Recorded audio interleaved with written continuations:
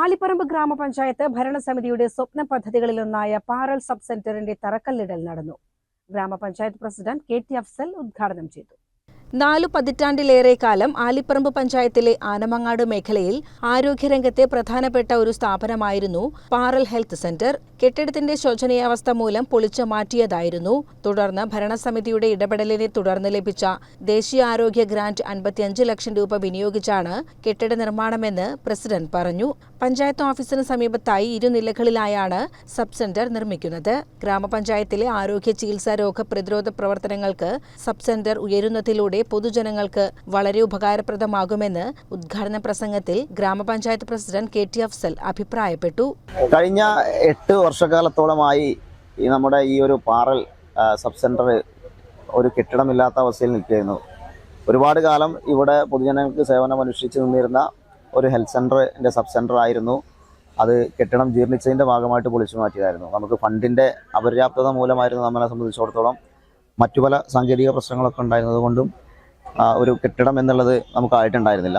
ഇപ്പം നിലവിൽ ദേശീയ ആരോഗ്യ ഗ്രാന്റ് 55 ലക്ഷം രൂപ നമുക്ക് ഇതിനു വേണ്ടി ലഭിക്കുകയും അതിൻ്റെ ഭാഗമായിട്ട് ഇതിൻ്റെ ടെൻഡർ നടപടികളെല്ലാം പൂർത്തീകരിച്ച് ഇന്ന് നമ്മൾ ഇതിൻ്റെ പ്രവൃത്തി തുടക്കം കുറിക്കുകയാണ്.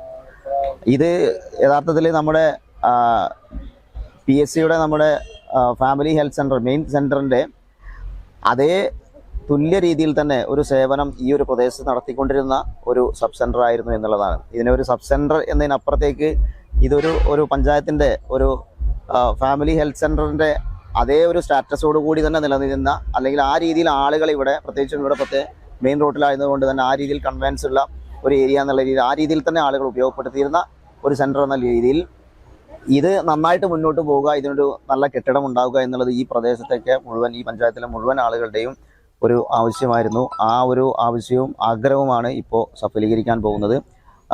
ഏകദേശം ഒരു 3-4 മാസത്തിനുള്ളിൽ ഇതിൻ്റെ മുഴുവൻ പണിയും പൂർത്തീകരിച്ച് ഇത് പൊതുജനങ്ങൾക്ക് വേണ്ടി തുറന്നു കൊടുക്കാൻ കഴിയുമെന്നുള്ളതാണ് നമ്മൾ പ്രതീക്ഷിക്കുന്നത്.